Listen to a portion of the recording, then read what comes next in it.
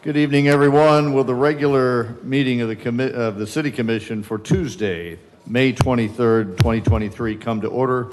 Please join me in silencing your cell phones.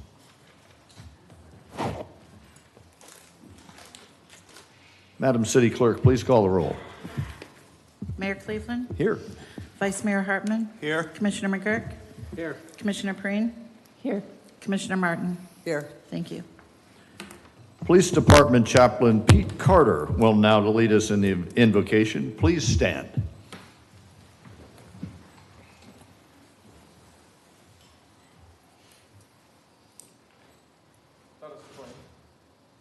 Most gracious and most kind God, we thank you for this opportunity now to come before you and discuss those things that will make our city better. We ask that you continue to watch over all those that serve, reside, and visit this place we call New Smyrna Beach. May they always find it a place of safety, a place of peace, a place to find rest, a place to have fellowship and fun with one another. Continue to lead us and guide us in the decisions that will be made in these meetings, that they will better each and everyone's lives, all those that have contact with this city, and as we go out, will others see the great work that you're doing on our behalf. We thank you. In your matchless name we pray. Amen. And now, please remain standing for the Pledge of Allegiance. Debbie Phillips, the field representative from Congressman Corey Mills' office, will lead us in the pledge. Please join me. You can render a salute if you're military. I pledge allegiance to the flag of the United States of America and to the republic for which it stands, one nation, under God, indivisible, with liberty and justice for all. Thank you. You may be seated.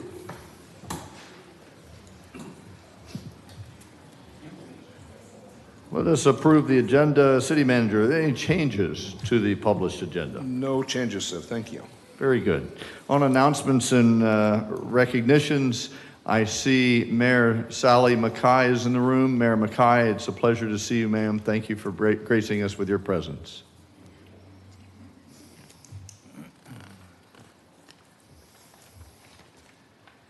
And now on to your report there, City Manager. Thank you, Colin. Yes, thank you. Thanks, Mayor.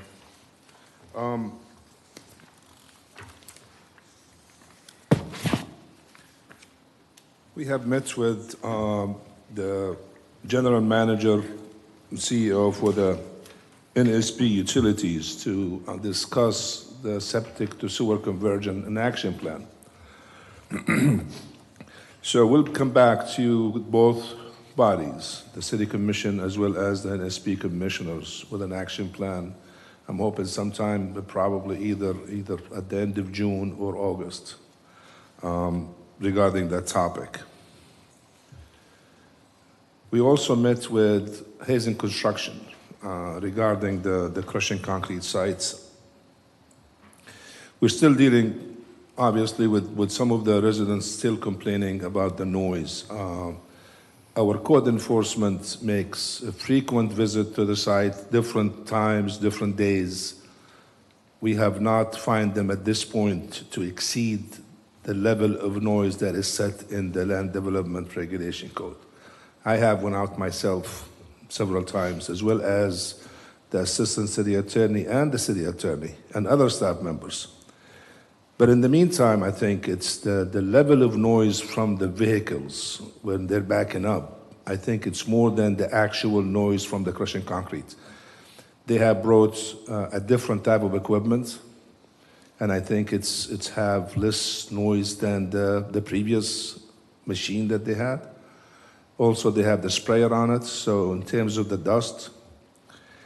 But I have suggested for them to see if they could maybe plant a buffer along the L shape of the property, a high buffer. Maybe that would prevent some of the dust and also maybe prevent some of the noise. But further, as I indicated to the commission previously, that we will have a consultant to do testing on sites. We thought DEP will do the testing.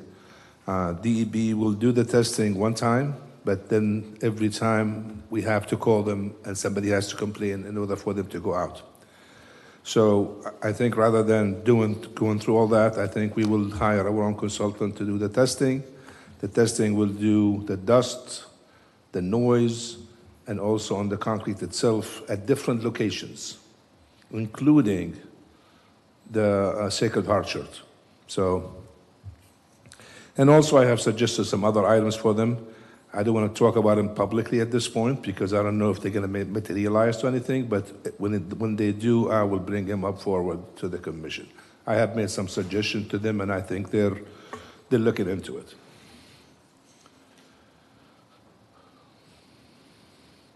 I have met with Mr. Wiles regarding the swoop sites after his presentation during the workshop. Trying to come up with a concept plan just so everybody understands exactly what he's trying to do, and then bring it back to the commission as a concept plan first. And if the commission is okay up from that point on, then we could move forward to trying to come up with something maybe bigger.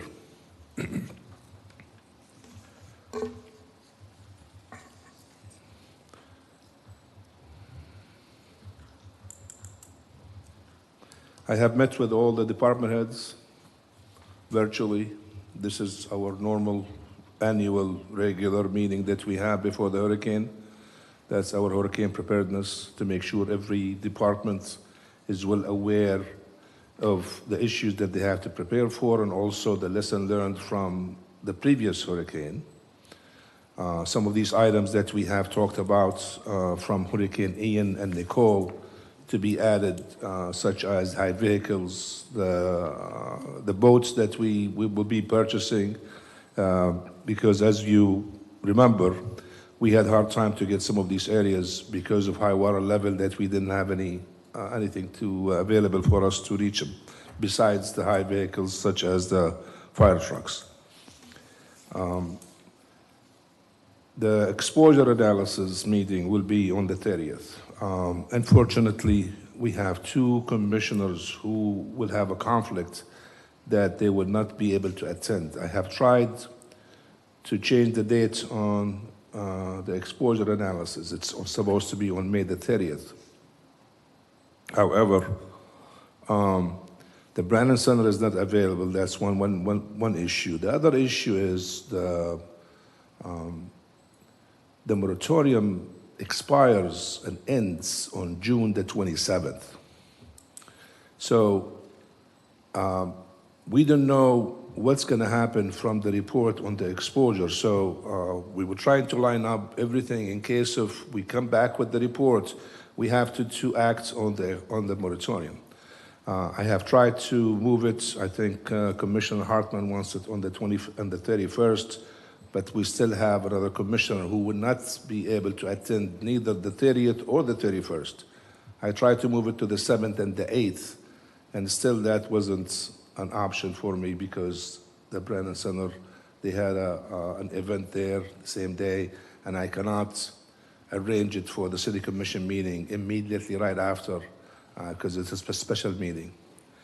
So my apology on that, but I really tried, and I cannot change it. So unless if the commission wants to change it to a different date, I'm willing to do that as well. But it's going to be it'll be June, July, somewhere in that neighborhood until when I find somewhere available at the Brannan Center. Public participation at the last meeting, we had, I think 6 or 7 people. One public participant, they talked about the volunteers in medicine and volunteers based on clinic, providing free primary care to qualified adults living in Volusia County. So she just mentioned, and I think she said she wanted to come back to the commission. So there is no action at this point from our end. Another public participant, they talked about the money that they raised, $40,000, starting Smyrna Care's nonprofit organization. That was back in last January. Again, there is no action on our part. We have another participant talked about the parking task force. talked about the proposed beach parking experience that would send advance notice of parking availability and tied states to visitors and divert them to other assets in the community, such as businesses on Canal Street. He indicated that the task force or the county, they refused, I guess, the task force offer. I'm not aware if the task force have officially approached the county, but when I talk to the county, they're trying to prepare their RFP for their parking mobility and also for the toll. I have asked them to see if they could maybe at least put somewhere in their RFP that whatever they have, it'll be adaptable to what we come up with from the task force in terms of parking mobility. And they said they will do that. So, and I will follow up with them and keep the dialogue continuing with the county in that regard.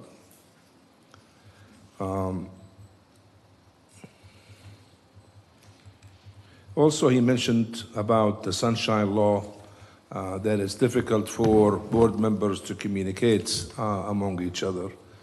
And that is the Sunshine Law. The Sunshine Law prohibits board members to communicate among each other outside the public meeting.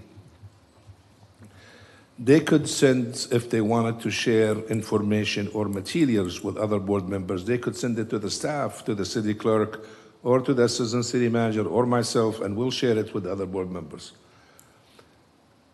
If members of the community wants to send something to the parking task force, they could do that.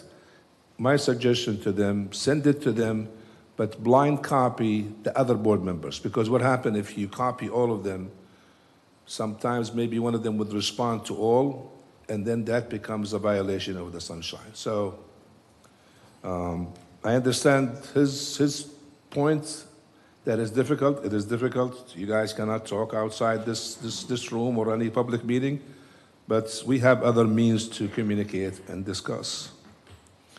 We have one public participant who was concerned about the traffic lights at Corbin Park. We had brought DOT during the City Commission workshop on May the 4th.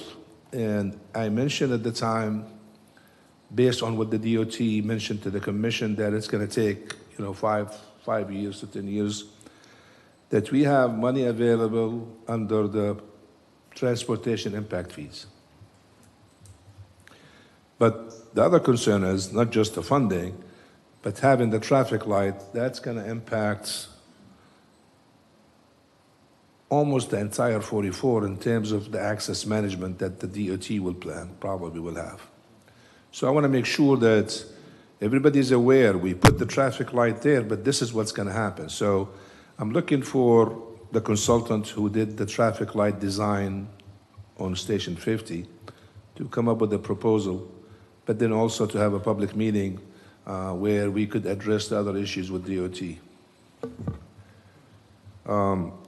We have another public participant who praised the Youth Council Task Force. He praised the Residents Coalition for hosting the Hurricane Preparedness Seminar. He was concerned about the post-hurricane area for the residents. And also, he mentioned about the difficulties and the issues arising on the historic issues, such as the combination of lots and the heights issue, and how we are going to resolve the differences between the two groups.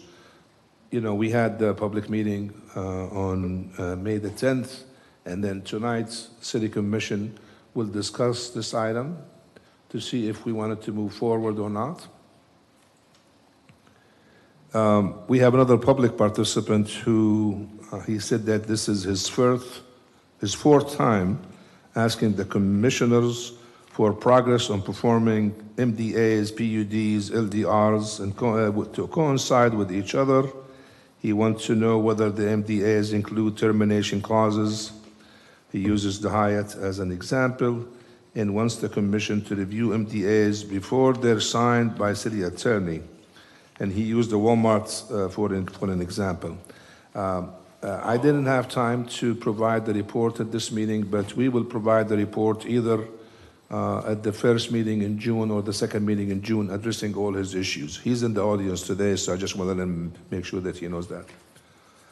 That's all I have, Mayor. Thank you very much. Thank you very much, sir. Any questions or comments from the city manager's report? Very good. I'd like to welcome all of you to the New Smyrna Beach City Business Meeting, and that's what you're attending tonight. One of our missions as commissioner and mayor is to listen to the public. This is the public participation part. We would like any citizen who wishes to speak to the commission to approach the podium. This is a monologue, not a dialogue. You will have 3 minutes to make your voices heard, make your points known. If you want to congratulate a member of the staff for doing something exceptional, if you have a complaint, if you have a comment or an acknowledgement, this is your time to do it. There'll be a light on the podium which will indicate green for your 3-minute period, and the light will turn yellow at 1 minute and red when you will cease at 3 minutes. Is there anyone in the crowd that would like to address the commission at this time? Please state your name and address for the record before you begin. Good evening. My name is Executive Director at Atlantic Center for the Arts. The address there is 1414 Art Center Avenue. I want to thank you for this opportunity. This is kind of a heads up and an asking for your support. It has come to our attention that the Volusia County Council is looking at eliminating any grants to any cultural grants for the next year. There was even more immediacy about it. I wanted to let you know that the total cost of the grant money that is awarded throughout our entire Volusia County is $611,758. In our district, in our community, there are 8 organizations that receive that funding. That's Artist Workshop, ACA, Florida Surf Film Festival, the Hub on Canal, Images, the Festival of the Arts, Little Theater, Mary S. Harrell Black Heritage Museum, and the Southeast Volusia Historical Society. In total, with those 8 organizations, the grant funding last year is $174,623, which I would say is quite a bargain for all of the programming that all of these 8 organizations provide for our community, that they provide as a means of entertainment, as a means of education, reaching out to our high school, middle school, elementary school students, veterans, decreasing isolation among our elders in our community. And this funding is important to those types of programs that are happening. The Volusia County Cultural Alliance is working on an advocacy campaign. I will be forwarding an email to each of you once the date of the county council meeting is established, where this will be brought up. In the meantime, I encourage you to reach out to any county council members you may know. Danny Robbins, of course, is our representative in our district, to encourage them to continue to support the arts in our community. Thank you. Thank you very much. Appreciate your comments, Nancy. Good evening. I'm Richard England. I actually live in Edgewater, but I'm here representing the Hub on Canal in my role as Executive Director. I want to add additional voice to what Nancy said there.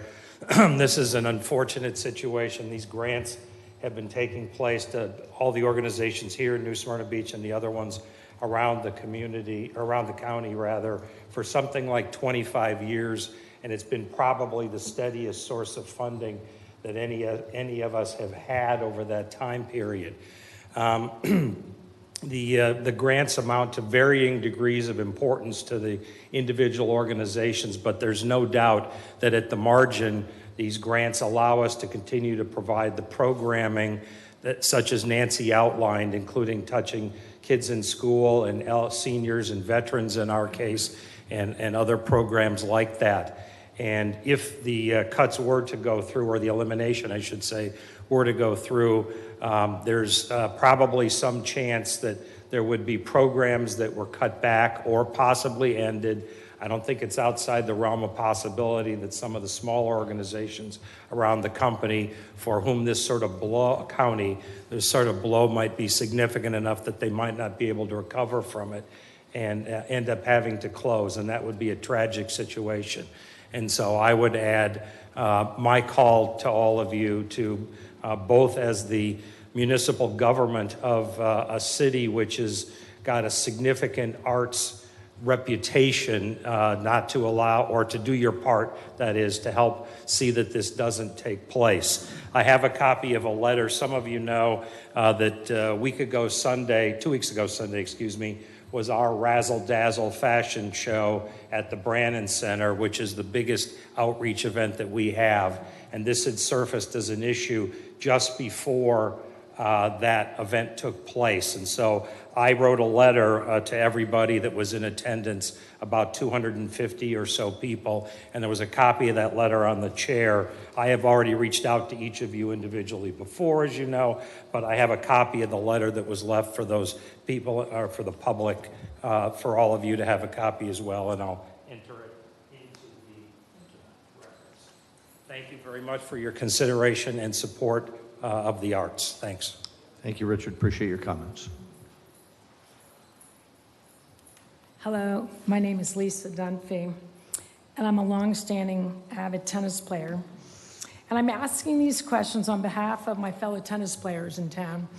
We are members of the New Smyrna Beach Tennis Center, and we have concerns about how they are not being maintained. I have a few questions for the city board, and I understand they're going to get a large amount of money for pickleball, and they're going to start building a pickleball area over where our tennis courts are. And I'm hoping that some of this money will help our tennis community. And as we understand it, the New Smyrna Beach Tennis Center has a lease with the city. And we've heard that this lease will end in 2025. Is that true? I have no idea. And will any of this pickleball allotted money be used to improve the extremely moldy wood trim on our tennis courts and our very unhygienic bathrooms over at the New Smyrna Beach Tennis Center? I just want to plant the seed, and I hope that things will be done. Thank you. Thank you, ma'am. The city manager will be in touch, I'm sure. Excuse me? The city manager will be in touch with you, I'm sure. Thank you for your comments. Good evening, Pam Eisen, 624 North Riverside Drive. I'm here tonight as the incoming president of the Chamber of Commerce and also as your representative back to the Chamber. We found out at the Chamber a couple of weeks ago about the county's proposal to eliminate the arts funding. We have worked with our partners, both Richard and Nancy, and today we had a board meeting at the Chamber. The Chamber voted unanimously to write a letter to the county and ask them to please pull this proposal to remove funding for the arts. Thank you. Thank you very much. Appreciate your comments, ma'am.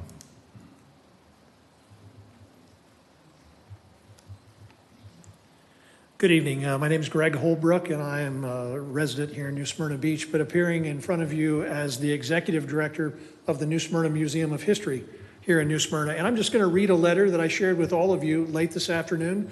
If you haven't visited your inbox yet, it's there for you. Mayor Cleveland and commissioners of the city of New Smyrna Beach, I wanted to reach out and read this letter to you in person here tonight. As you know, the Southeast Volusia Historical Society and New Smyrna Museum of History are passionate about our mission and the culture of our community.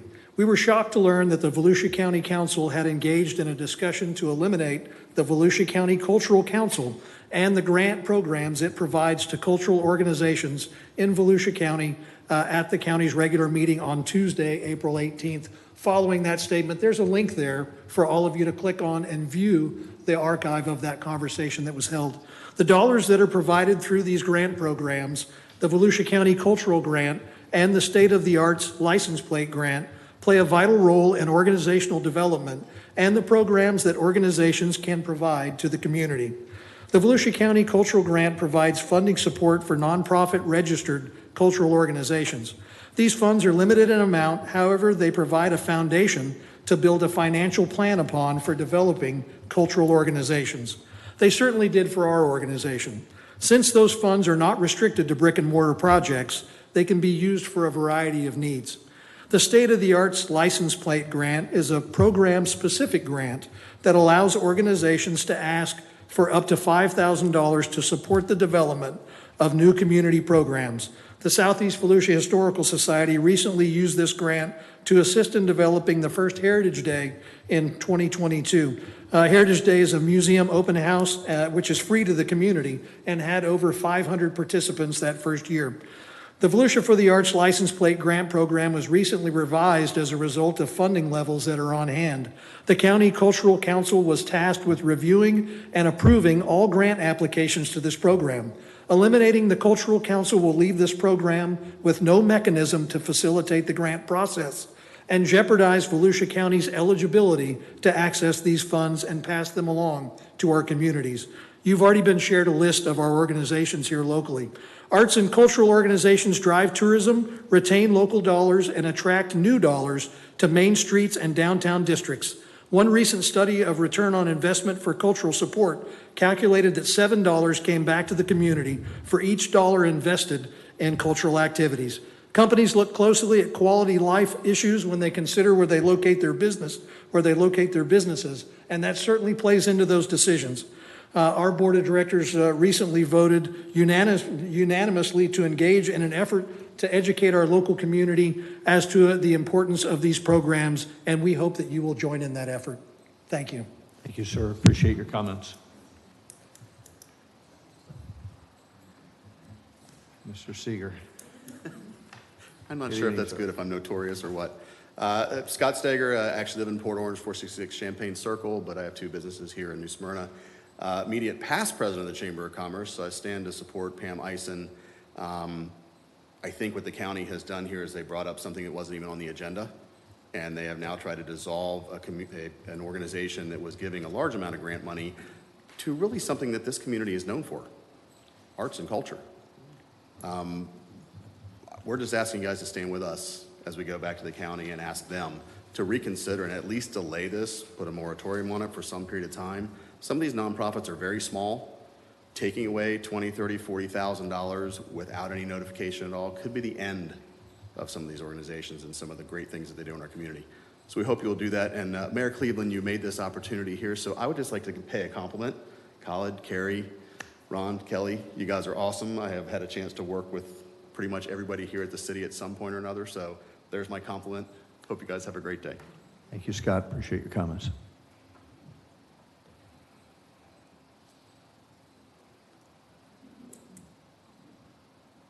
Mr. Bluback, good to see you, sir. Good evening. Joe Dluback, 3587 Casalta Circle. And with a little bit of humor, I'd like to report that my wife, Barbara, and I will be leaving this weekend for the summer, and it is with a heavy heart to note that this will be my last City Commission meeting until we return in October. I know that you are going to miss this pretty face, but be assured that I will be watching all meetings and have been known to fly down to attend critical sessions in the city. In my absence, Venetian Bay Coalition members will continue to interface and participate. God bless all of you and have a safe and pleasant summer. Thank you, sir. Safe travels.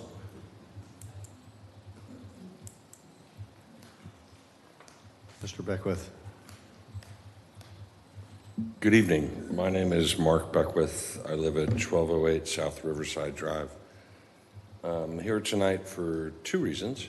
The first is on behalf of Atlantic Center for the Arts, where I am on the Board of Trustees.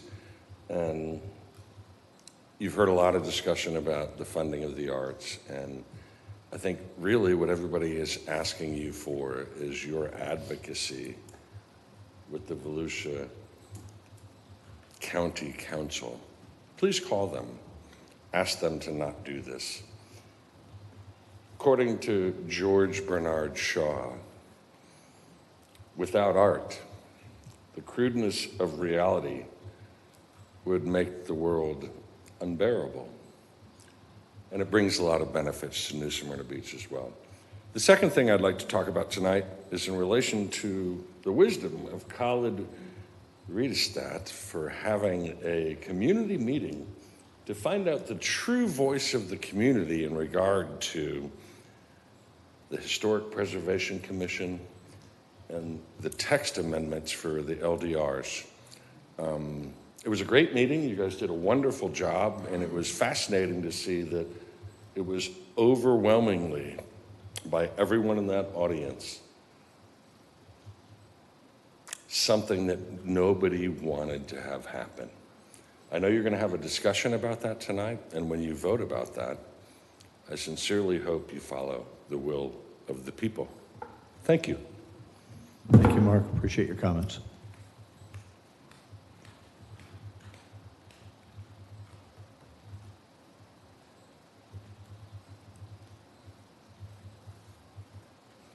Mr. Mayor, Commissioners, Hey, good evening. Jess. Randy, Jason, you ready? Standing in a sports arena, waiting for the show to begin.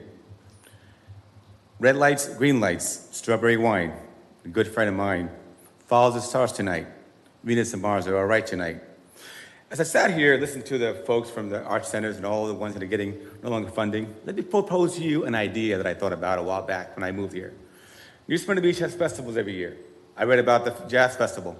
I read about the Rock and Roll Festival, the Blues Festival. We have festivals out the wazoo every time here. I think of a festival, I think of this. This is Rockville. Most of you heard about it up here in Daytona. 4 days.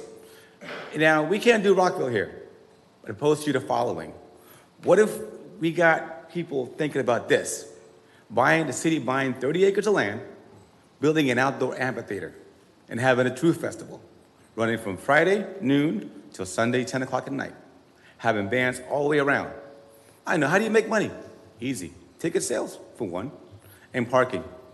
Know what it costs to park at Daytona for 1 day? $40. How many folks went there? 160,000. Say 80,000 pay for parking there. What do you got? $3.2 million in parking alone. That can supply all these grants here they're not going to get. Think about it. Get that off your table there. Do not rely on the county, be self-sufficient, where the city can make money off of these things here. It's not going to be tomorrow. It's not going to be in 5 years, maybe in 10 years.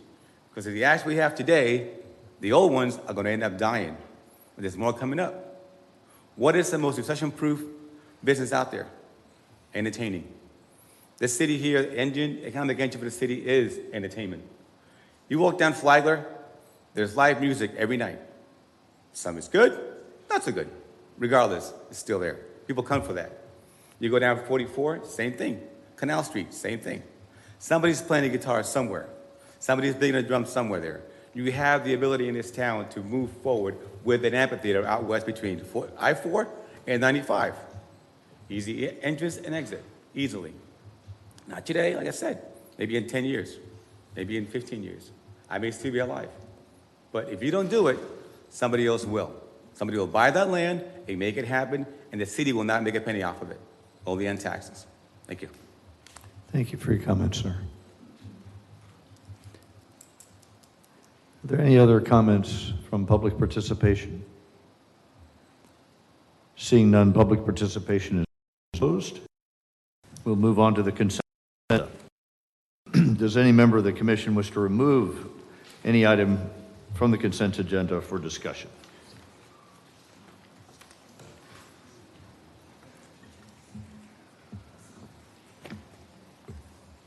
Mayor, motion to approve consent agenda. Okay, we have a motion to approve the consent agenda as written. Is there a second? I second. Very good. We have a motion and a second. Madam City Clerk, please call the roll. Commissioner Martin? Yes. Commissioner Perine? Yes. Commissioner McGurk? Yes. Vice Mayor Hartman? Yes. Mayor Cleveland? Yes. Thank you. Motion carries. The consent agenda is approved. We'll move on to administrative and new business. We have an update from the police department on IT costs associated with the purchase of the 32-foot Texas trailer eliminator. And I see the chief is approaching. Can you please give us an update, sir? All right, thank you, Mayor. Good evening, Commission. So when the Commission approved the purchase of the trailer, would circle back with any additional costs that I couldn't define at that time. So while this doesn't rise to the need for commission approval, it falls within city purchasing guidelines. I wanted to make sure in the interest of transparency that I followed through on what I promised. So to outfit the trailer with the appropriate IT equipment, we have obviously coordinated with our IT director. The cost is going to be $18,500. And then the cost to purchase the decals, stickers, and lettering that goes around the trailer to identify it as a New Smyrna Beach Police Incident Command trailer will be approximately $2,000 installed. That's all I have. Any questions from any of the commission to the police chief? Any comments? Chief Feldman, while you're up here, would you mind expounding a little bit on your preparation for Memorial Day and how this plays into that? I'd be happy to, Mayor. So the purpose of purchasing the Incident Command trailer is for the management of special events and large-scale incidents. In our case, as a tourist city, we all know we receive a lot of tourists during special event weekends, and so we have modernized our efforts to run a full-time command post, which basically manages all of our efforts and our coordination with other agencies. As everybody knows, during spring break, we had a significant increase in manpower to make sure that we're able to maintain the level of public safety and security that we all expect as residents of the city. And as I've said before, we will continue to do that. Upcoming this weekend is Memorial Day, so you will see more of the same. I will have, in addition to our patrol officers, I'll have an additional 30 New Smyrna Beach police officers stationed just down in the Flagler area and in our beach parking lots and in our city parks to make sure that we can maintain the same level of adherence to our rules and our safety that we saw during spring break. You know, what has changed, as I think the commission is well aware, is that the county has taken over law enforcement functions on the beach.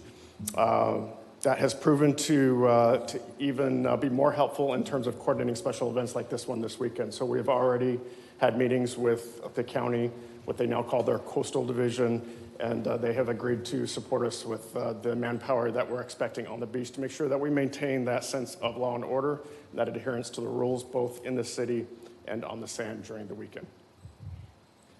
Really good. That's great. Yes, ma'am. Any questions from Commissioner Martin? Recommend. Just the coordination. When you said the county, we now know there's 3 entities involved: police department, sheriff's department, and beach patrol. So is there coordination between all 3 organizations?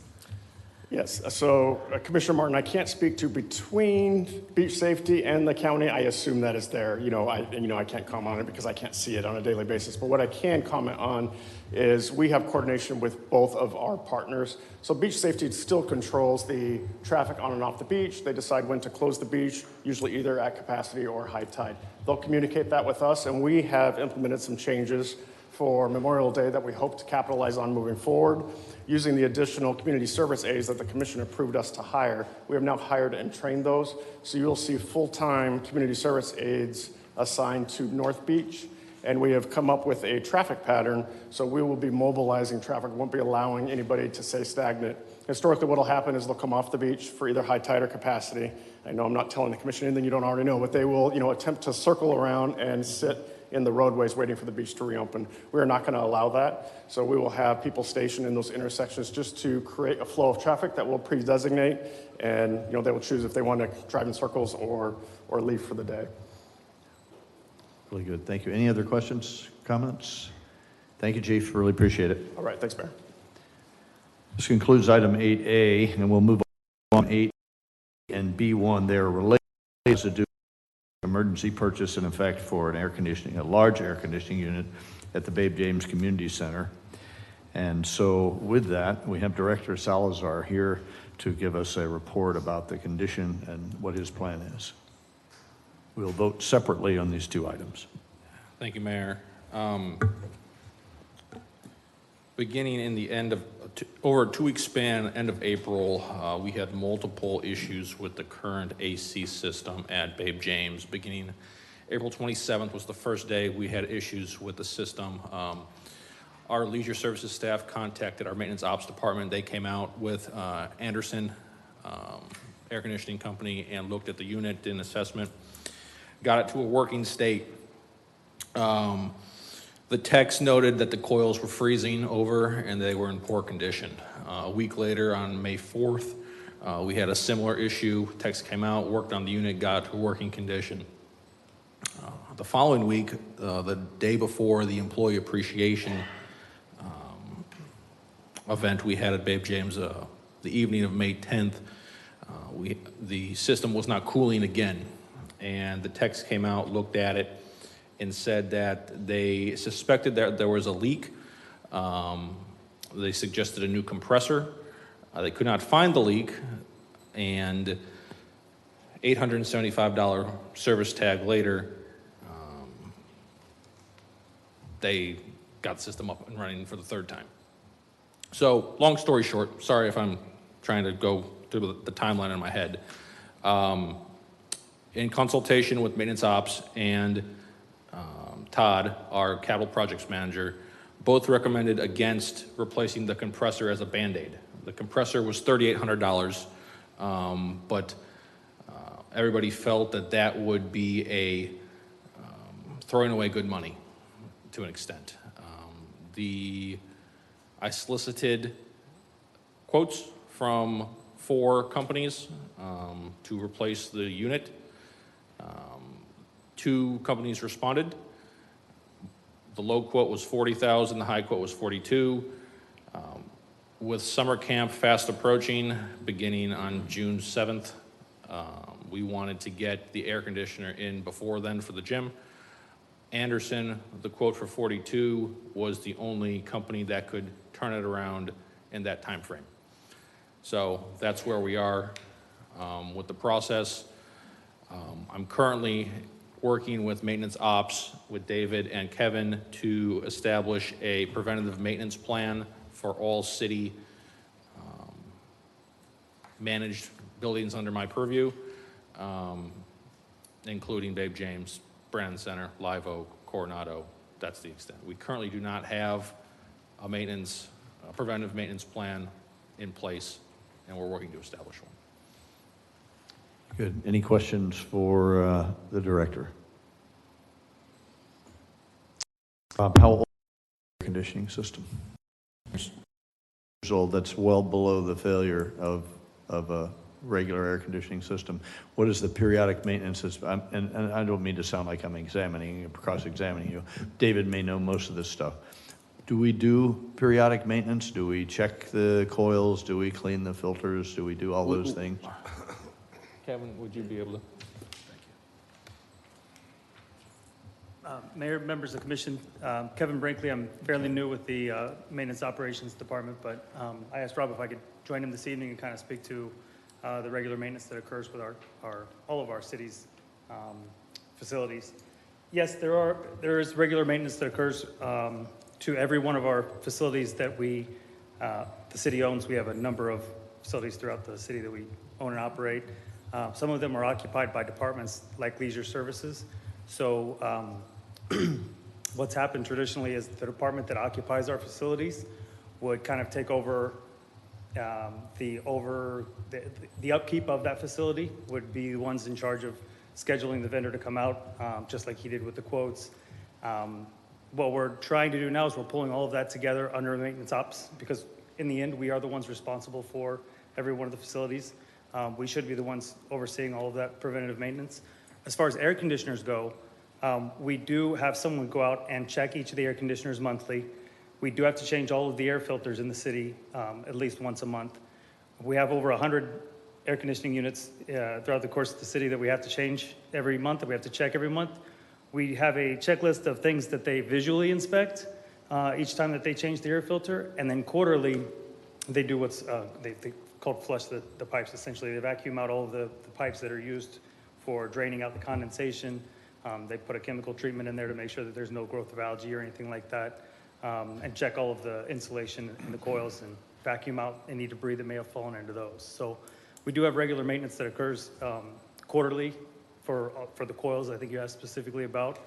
However, we do operate in a little bit of a harsh climate here, and we have seen even with not just our fixed assets, his own buildings, but also our fixed assets on wheels. We're noticing that life expectancy is kind of coming down on a lot of our assets due to the climate in which we're operating and the storms that we've seen over the past couple of years. Any questions by any? Yes, ma'am. Aren't you also working on a new software system to help you track all the maintenance and make sure that all your tasks are done and performed and reminded? That's a great question. We are currently, our record keeping is, the photo that I'm holding up is a spiral bound notebook where, this is our inspections for the year for one of our facilities. We are bringing everything into electronic format. We're using a technology called IMGIS. Basically, we're going to map every asset in the city. We're going to map where every air conditioner is. We're going to map the serial number for that air conditioner, the year. And we're going to also create electronic forms where we'll be tracking all of that regular maintenance that occurs electronically. In addition to that, so we're going to be having much better record keeping, but we're also going to be grabbing institutional knowledge. So the guy that knows everything about the air conditioners in this building may be retiring next year. All of the notes that we can gather from him and pull into this system can then educate the future workforce as well. So that'll be about a year rollout. We still be keeping records manually in the meantime, but then we'll be uploading those as we go and creating that record. Does that answer your question? Any other questions from any of the other commissioners? So I have one or two. Good that you're going to start a system for facilities, but as it pertains to the air conditioner, is this an air conditioning professional that knows all the tricks of the trade, like contactor resistance levels, pressure of the refrigerant, all that stuff? Is that will we have that capability in our city, or do we contract that out? That's a great question, Mayor. We do not have a licensed air conditioning professional on staff in the city. In order to have someone that would know all the tricks of the trade, we do have to contract that work out. In order to pay an outside company to do all of the regular maintenance that we have to do on our over 100 air conditioners, you can imagine. Yeah. I get it. And so you're doing all the things that we novices can do, to the drains, the filters, and stuff like that. But unless you do that other stuff, the 100 air conditioners, you're going to go through them in 9 years, not 20 or 29 years, if we don't check those pressures and do those other things that only the professionals know how to do. To that point, on our advanced systems, like the ones we have at some of the Brandon James Center, or Brandon Center would be a great example. We are contracting out with a company that specifically handles those types of units so that they will be handling all the preventative maintenance, they'll be handling all of the repairs, and the ones that do know the inner workings of those systems, the more expensive and the more intricate systems, we are going to outsource that. Yeah, and not to keep picking at this same scab here, but air conditioner's 10 years old. Rob, it was before you got here, likely before you got here. Who sold it to us, and what was the warranty period? And just 10 years for a 10-ton air conditioner seems like amazingly short period of time. And yes, I know we all live in a salt environment, but there are air conditioners lasting 20 years here in our town. So, and that we're not just going to replace the coil, which is also like a compressor, about the same amount of money. So $3,800 plus a coil, which is probably another $3,800, is a lot different than $40,000 for the whole system. And I worry that we're overspending. I know that in this case, we are deferring to the professional opinion from the two that we had come out and look at it. But again, the salesman will tell you that you need to replace the whole unit, right? Sure, Anderson would like to sell you a $40,000 air conditioner. Exactly, yep. But also with our staff that does have experience with them, we've leaned on them pretty heavily, and in this instance, they are concurring with us. Got it. Thank you so much. Any other comments?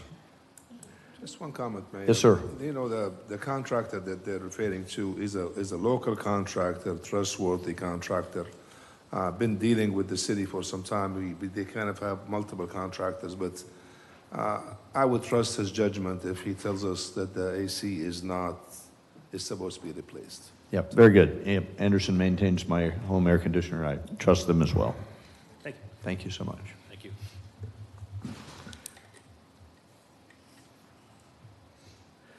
So is there a motion on 8A, I'm sorry, 8B, to consider approving the replacement of the current system for $42,000. I will move to approve the emergency air conditioning unit for Babe James Community Center. Second. We have a motion and a second. Madam City Clerk, please call the roll. Commissioner Perine? Yes. Commissioner McGurk? Yes. Vice Mayor Hartman? Yes. Commissioner Martin? Yes. Mayor Cleveland? No. Thank you. All right. Motion carries. 8B1 is a resolution 2321 to consider adoption, which would adjust the budget. Is there a motion to adjust the budget using resolution 2323? Move to approve. Have a motion to approve Second. and a second. Madam City Clerk, please call the roll. Commissioner McGurk? Yes. Vice Mayor Hartman? Yes. Commissioner Martin? Yes. Commissioner Perine? Yes. Mayor Cleveland? Yes. Thank you. Motion is approved. Okay, item 8C. Colin, would you like to set this up for Yes. us? It's the proposal for testing at the concrete Yes, please. plant.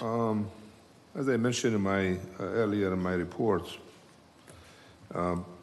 this is concerning the crushing concrete sites, in particular, the noise issue and also the dust and the concrete itself. Just for the records, for the people who probably don't know where this site is, it's located right there behind the U-Haul off of Turnbull Bay on Fremont.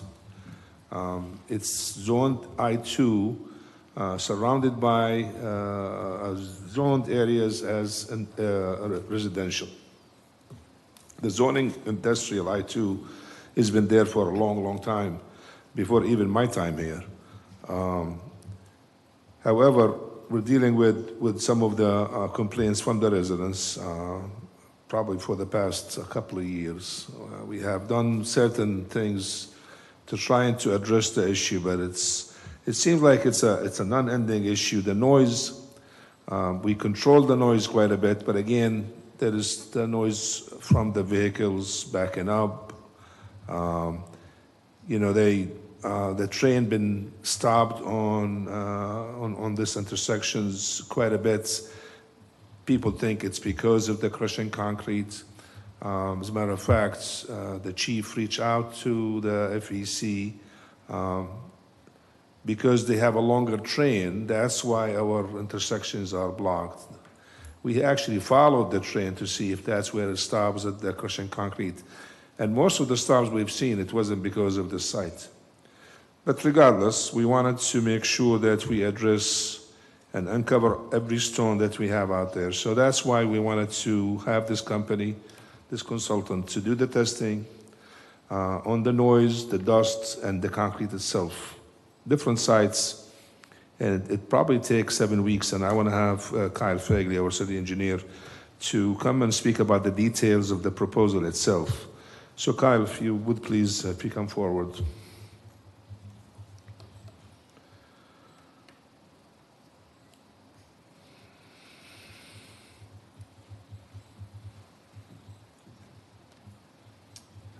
All right. Good evening, Mayor and Commissioners.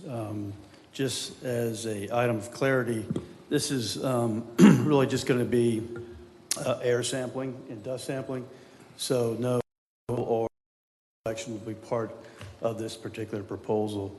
As the city manager mentioned, we are continuing to get concerns about the air quality leaving the particular facility. So we reached out to one of our qualified consultants, Terracon, which conducts sampling, air sampling, particulate sampling in accordance with National Institute of Occupational Safety and Health, has some guidelines through M7500 and OSHA ID 42. So essentially what they're going to do is they're going to take, they've grouped it into two different categories. So they're going to take samples from the vicinity the area properties, and they're going to take samples on site.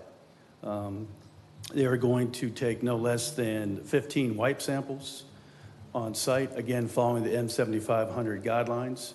They're going to do 11 respiratory type samples, so that goes through a particulate analysis. They're going to do visual observation, and likewise on site, just a lesser amount of each one of the type of sampling will be done, but they will also be doing a bulk or a grab sample. So they're going to be doing 2 tests of the actual material, the crushed aggregate that is ground up to be used for whatever purposes they're grinding it up to be. So with that, all the specific samplers, the pumps they have to purchase or lease for the tests, all the laboratory work, all the qualified hygienists and their evaluation recommendations. They've come up with a proposal that seems very reasonable for $17,735 is recommended approval. Okay, any questions for the chief engineer by any member of the commission? Kyle, do you have an idea on data would be available to us? Well, the time frame, they need about 2 or 3 weeks to get notice to proceed, to get the manpower and lease their pumps. And after that, it's going to be about probably a month to 60 days, depending on the lab, turnaround on the lab time. Okay. Any other questions? Kyle, this is going to be the second study we've done for this site. Correct. The first study did both air and noise. Is that correct? I don't recall if they did the noise on that one. Okay. So. Commissioner Breen. So just to follow up, I have met with the neighborhood in a neighborhood meeting on this, and their biggest concerns are that, and the reason for this test again is because of the dust, the hills are higher, you know, the concrete crushing is much higher and over the fence versus what it was a year or 2 ago. It's gotten larger, more business. So, but there is also a dirt road there. And so it's hard to distinguish if the dust is coming onto their property from that dirt road or from that concrete crushing. So I think that test, if they're doing the sampling from the residents' homes, which I think you said they were,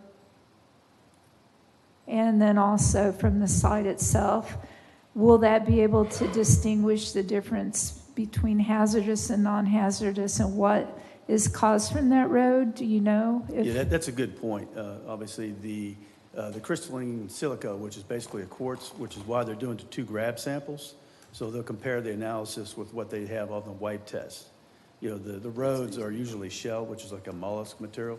So with that data as a basis, they'll be able to compare what microns or what particulate they have in the surrounding properties. Yes, they will do that. That will be a big help. Thank you for all that information. Sure. Any other questions? One for the city attorney. Carrie, does this give us any blanket against liability of any sort? I know that when we were hearing the petitions to get rid of the concrete crushing, there were other cities that they cited other cities where there were suits brought, et cetera. Does this help us in any way? It's information to have that could be used in a lawsuit, but it doesn't, you know, there's no pending litigation and. Very good. Any other questions? Yeah, just one. Yes, ma'am.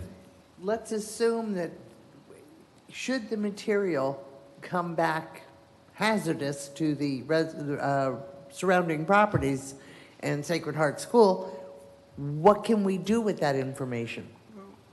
What would, you know, what are our, what would DEP already have tested the site in January. Yeah, I understand. So if we find anything significant from this one, we immediately would go to DEP because that's a state issue.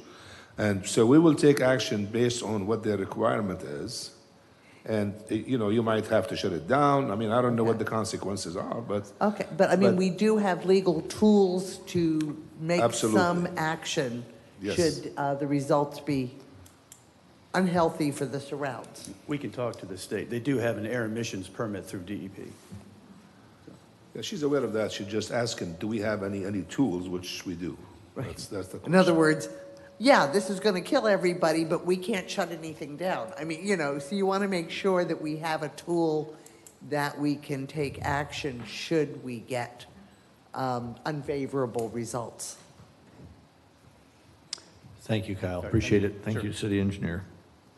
Okay, is there a motion to approve the proposal to test at the concrete crushing facility? Move to approve. Motion, is there a second? Second. Seconded. Madam City Clerk, please call the roll. Vice Mayor Hartman, Yes. Commissioner Martin, Yes. Commissioner Perine, Yes. Commissioner McGurk, Yes. Mayor Cleveland. Yes. Thank you. Motion carries. Very good. Let's move on to item 8D, the discussion about the height/lot aggregation LDR amendments.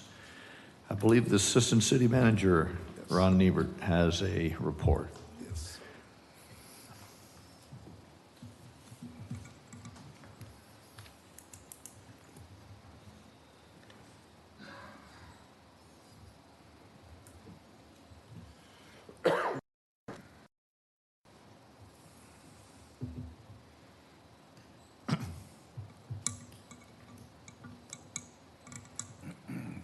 Always put it in the wrong slot.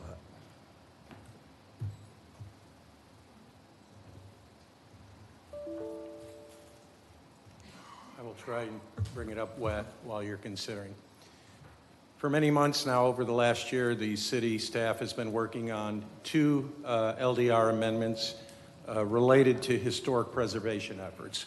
One of them was to prohibit the aggregation of properties within the city in the two historic districts that are identified by the National Trust for Historic Preservation.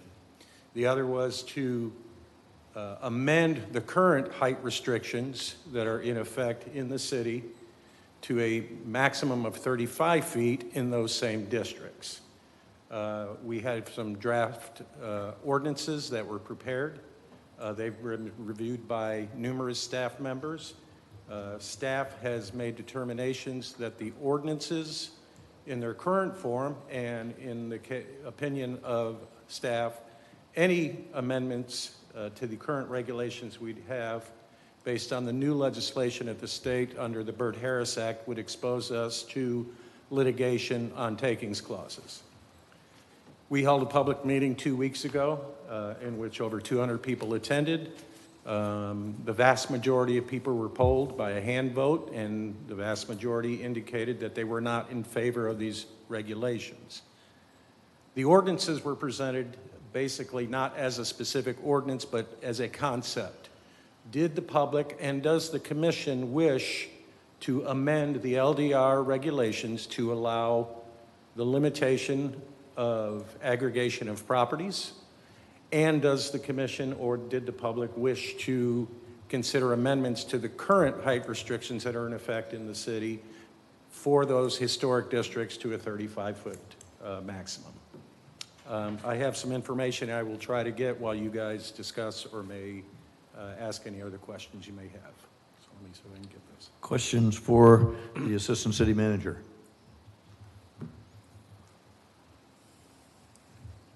That's interesting.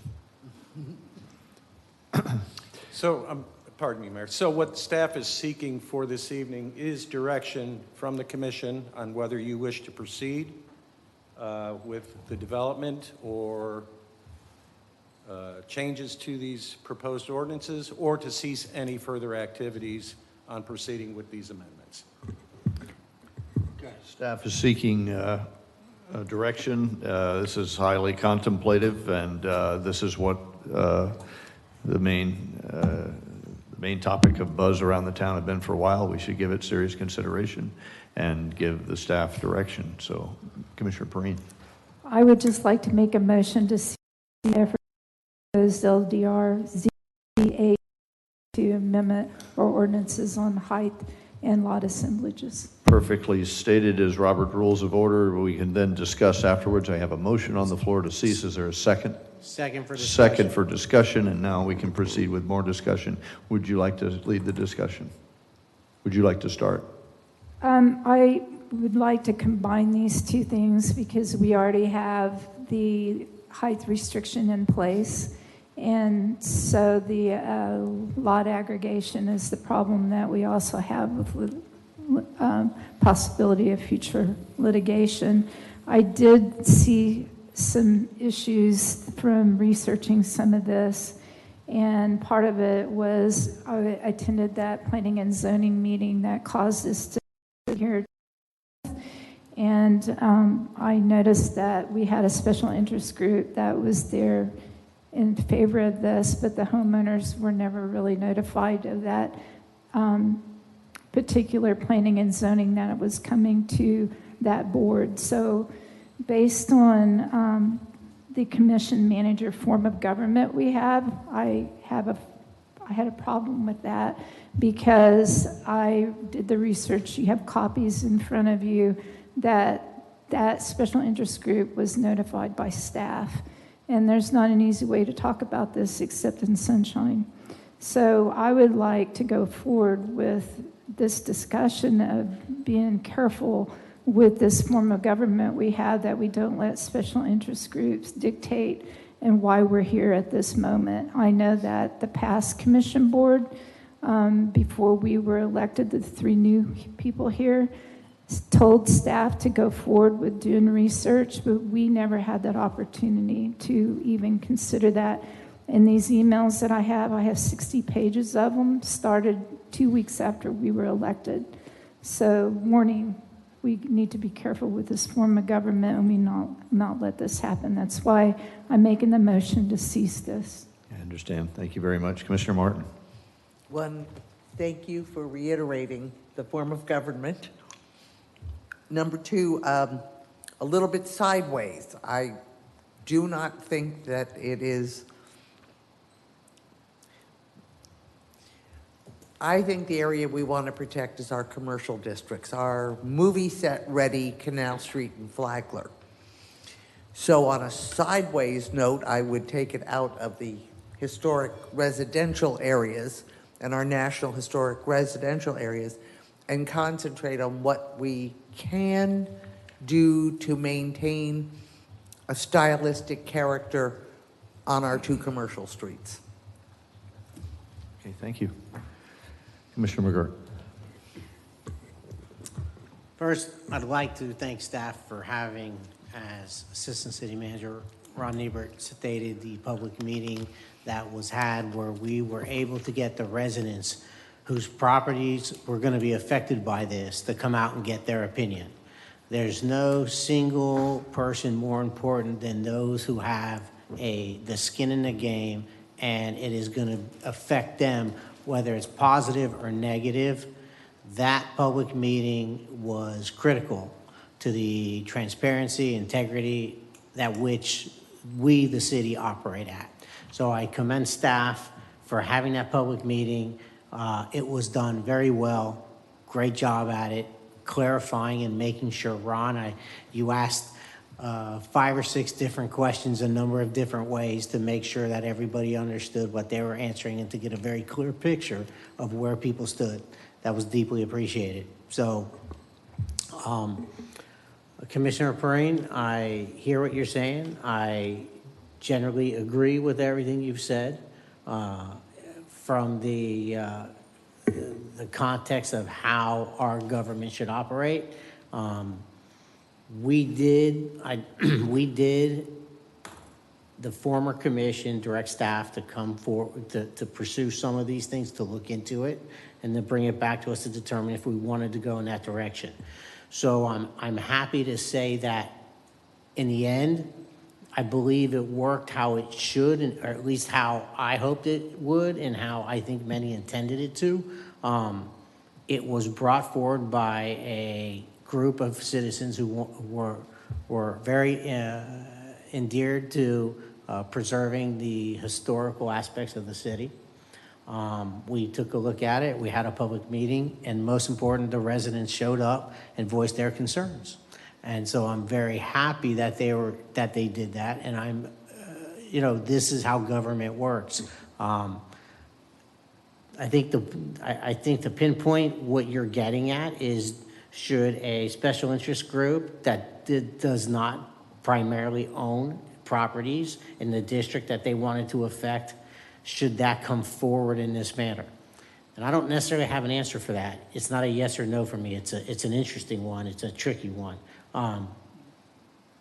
I certainly lean towards agreeing with you that in the future, when these kinds of things come forward, maybe there's a better way, and I'm certainly interested in listening to any ideas that anyone on the commission has on that, or from the general public, whether that's from a group in the community or whether or not that's the property owners who are going to be affected by this proposal. So, I'm not going to support this change. I'm not going to support the refusal to aggregate properties. And at this time, I don't think there's any reason why I would support the reduction in height. I think that there's a lot of fear of the unknown that goes into pushing a lot of this stuff. I will tell you that the FAR, which is called the floor area ratio, is going to prevent the vast majority of the concerns that people have happening on the commercial district, whether it's Canal or Flagler. The floor area ratio, it would almost, it's not, nothing's impossible, right? Never say never. However, to go down a path where we would possibly get ourselves into significant legal exposure and lawsuits over something that is very, very unlikely to happen would not be a prudent decision, in my opinion. Thank you, Mayor. Thank you, sir. Appreciate it. Vice Mayor. Yeah, so where I would disagree with Commissioner Perrine's assumptions about what the previous commission did or didn't do, I do agree with the direction that she's headed in. But I think what comes to point here is we do everything that we're supposed to do as far as notifying the public of meetings, the agendas, what's on the meetings, and whether or not they choose to read that or show up, it's up to them. I think obviously that's happened not only in this case, but it's happened in other cases.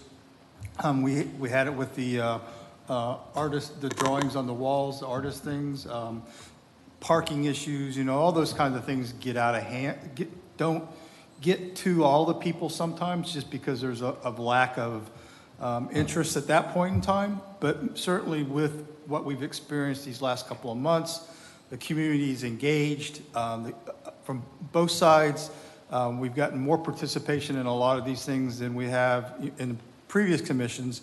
So I think that's a lesson learned from staff's point of view and even our point of view, is that the meeting that we had at the Brandon Center, I think, is ideal. When we have issues like these or topics that are under questions or people aren't sure about, I think that's the appropriate action to take going forward, is just to have a community meeting and let people give them the facts, because there were so many untruths and misinformation out there through this whole process that we actually presented them with the facts, the details. They were able to make an informed decision at that time. We got a sense of what the community wanted. Like Commissioner McGurk said, I think this originated from, a very well-intended group of people who just want to preserve the charm, the character, and the historic value of New Smyrna Beach. How it got to where it got, I think staff were doing the best they could do to try to resolve some of those issues or address some of those concerns. But again, until it comes to us in a written form up here on the dais, I mean, we don't really have an opinion. We have a personal opinion, but until we get a chance to discuss that, because of sunshine, it's difficult to proceed with some of these things. So I think that this was a great opportunity to have the community involvement. It's a great opportunity for us to have the discussion, and I would support the motion. Very good. Thank you. Before Assistant City Manager enlightens us further, I'll share a few comments and then provide the opportunity for the rest of the panel to do the same. This is a great opportunity to see your government at work. While Commissioner Perrine may have brought the motion, it has been in the ether, generating as we listen to our public. The purpose of the commission is to do the will of the public and to lead with financial responsibility and fairness. And so that is what we're attempting to do. The truth is that majority of the citizens are here for the same reasons and have stayed in New Smyrna or have come to New Smyrna for the same reasons. They like what it feels like. And that was what was in play. Are we going to change what it feels like? Do we need more regulation? Do we need more government? Do we need more on top of the existing regulations that Commissioner McGurk pointed out are already in place? Whether it be a special interest group, whether it be a company, a business, an outsider, regardless of where it comes from, it needs to be adjudicated properly. And we depend on the city manager and his staff to do so appropriately and inform the commission as we go along, especially when resources are committed to such an endeavor of this magnitude. So I support the sentiment expressed on the dais here. I hearken back to we all generally agree on the destination. It's the method to get there that we are going to have differences on. And so I think that's the case here today. And we have indeed heard from the citizens. And if you remember, the first show of hands was how many in the room live in a historic district. Most of the hands went up. So it wasn't just that we were hearing from residents far and wide. We heard from the people that were going to be directly affected. And the second vote was similarly cast in the same direction. The flavor of the meeting almost cast a pall over the Historic Preservation Board and the work that we as a commission have empowered them and asked them to do. And I would like to remove that pall and praise those folks for doing the work that we've asked them to do. If we don't like their charter, we can change their charter of what it is they're about and how they perform their business. But those are not evil people. Those are not people that are trying to do harm to anyone. They are righteous people who have volunteered their time to serve, and so I praise them. I think our meeting on average is a commendable event to the staff.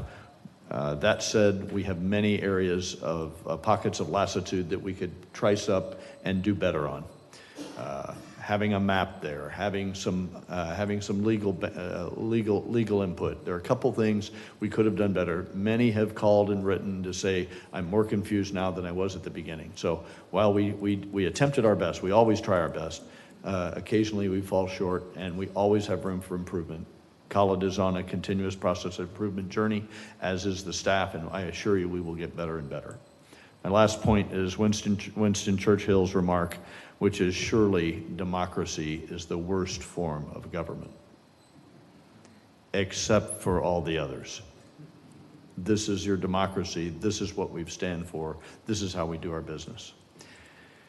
Thank you for that. Ron, you've got your slides up. Unless there's any, will it be clarifying or will you confuse These were us? available unless there is questions on the specifics. I have no other information to provide and leave you to your work. I just have clarification on how the motion was made.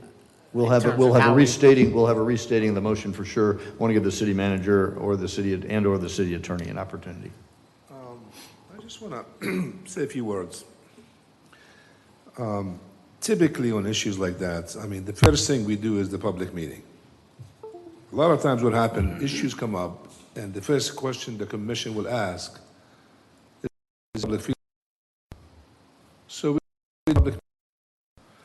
in this particular issue, a group of citizens approached the commission and approached the staff that they are concerned about the historic district with combining lots and height restrictions. And at the time, I discussed with the commission individually, this is what's happening. Well, the only way to find out is have a public meeting.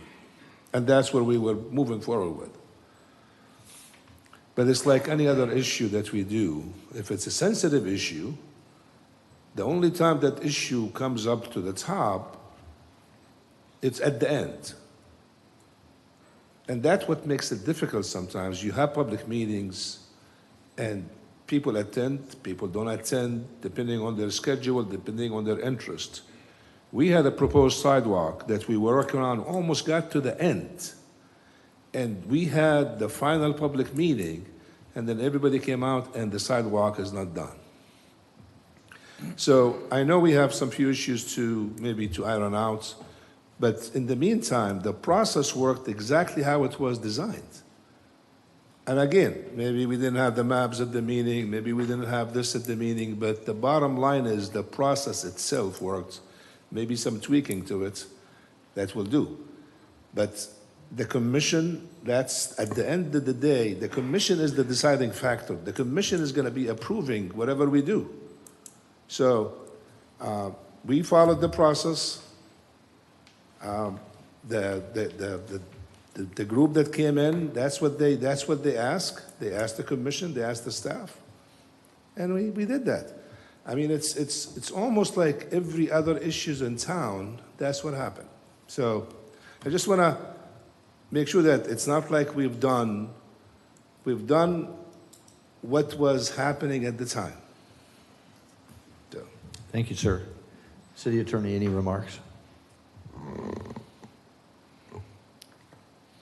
I would just caution moving forward that we're careful about whether the text amendments are kind of applicant-driven and require an application fee versus ones that originate from staff purely on their own or the commission purely on its own. Very good. Any other comments from any other commissioners before we get the motion restated? Couple of things I Yes, just ma'am. want to clarify, if I could, to Commissioner Martin about addressing separating out the commercial with the situation from residential. A lot of those historic owners that spoke at the public meeting were commercial owners, and I just wanted you to know that. And that's a totally separate topic for a different day and time. Okay. Just so you know, though, a lot of those were owners on Canal I and hear you. Flagler. Commissioner Martin, when she gets done, you can speak. We're going to, not a workshop format here. When Commissioner Perrine, please continue. I love how you guys mentioned about the vote process, and staff did a great job with that public meeting, and I appreciate that. The only thing that I saw, we asked for a show of hands of how many were historical homeowners when they voted the people in favor of this. We didn't ask if they were historical homeowners. So that's something that we may want to consider when we go forward to, and I think our mayor said something good, or one of the commissioners, that is a right for that, but at a later time, I think it would be great if we did look at the historic qualifications, and we've mentioned that before. To call it on one of the things he said about the group coming, we'll yes and no to that. When staff notifies a special interest group on a Friday and the meeting is on Monday, that is not a good thing to do, to try to sway a board. And that's the part that we need to do a better job of. So that's my only comment on that, is that needs to be looked into. And that's all I have. Thank you for your comments. Any other comments? Madam City Clerk, might you have the wording? If not, can have the motion maker recite it. What I have here, Commissioner Perrine, is to cease future discussions for the item 8D, building height and lot aggregation LDR amendments. Is that complete? So a yes vote is going to agree with To cease. the. Yes vote is to cease, a no vote is that we will give them different direction. We will, this vote is to cease and I think move on to something else, but I'll let the motion maker clear that up. So if you vote yes, we're voting to stop this work and move to something else. If you vote no, that means we've not given them direction. We need another motion to say now what we want you to do. Just clarification, I think you specifically said cease all work on Zone Text 822. I said cease all efforts on the proposed LDR ZTA-22 amendment or ordinances, because in some of the emails it was called ordinance and others I've read it as called amendment. So Very good. I for just labeled them clarification. together. All right, so we have it exactly as she said it, and we have a second, and is there any more discussion on it? Madam City Clerk, please call the roll. Vice Mayor Hartman, Yes. Commissioner Martin, Yes. Commissioner Perrine, Yes. Commissioner McGurk, Yes. Mayor Cleveland. Yes, the motion Thank you. carries, and the direction is so given to the city staff. Thank you. We'll move on to Section 9, ordinances. This is the quasi-judicial hearing portion of the meeting tonight. We'll consider approval of a special exception for an application number SE-3-23 for a property located at 1311 North Dixie Freeway. We'll first hear from the city. Senior planner is here. I see Mr. Baker here, and your report, sir. Yes, we have a special exception request to allow an automobile establishment at 1311 North Dixie Freeway. This is the former Mullinax dealership on US 1. The Planning and Zoning Board voted 6-0 to approve the special exception request with 2 additional suggested conditions: that the property owner upgrade the trees and maintain the existing perimeter wall. Basically, what they want to do is open a car dealership, which is the subject of the special exception, but they also want to provide automobile services, repairs to the public, including oil changes, brakes, tires, and other light-duty mechanical work. This is a permitted use in the B3 zoning district. The business south of this parcel is a boat sales facility, which is a permitted use in the B3. The south of that, again, is a Rick's Auto Marketing Center. And across the street, we also have a automobile facility, and to the north, we have a automobile facility. All special exceptions have 3 general criteria that must be met. These are the requested use is listed among the special exceptions permitted in the district for which the application is made. The requested use will not impair the character of the surrounding or adjoining district, nor be detrimental to the public health, morals, or welfare, and adequate utilities, access roads, drainage, sanitation, and/or necessary services and facilities are or will be available or provided for proposed use. Staff believes they have met all of those. There are also some conditions or criteria that are specific to automobile sales. Windows on the business shall maintain a minimum transparent area of 65 feet. The applicant is aware and has agreed to comply with this. The lighting plan must be met. The current lighting plan, which is from the Mullinax dealership, does meet the LDR requirements. It has been met. Temporary parking lot is proposed. There is no temporary parking lot proposed. And they must meet all the other criteria of the land development regulations, which they have agreed to do. And there also is a question about a site plan. There is a site plan that has been provided. It's very general, being that it already meets everything. You know, the landscape buffer is there, everything's in place, the parking spaces are in place. So our original recommendation was to obtain any permits required by the building department for renovations and obtain a business tax receipt before the business opens.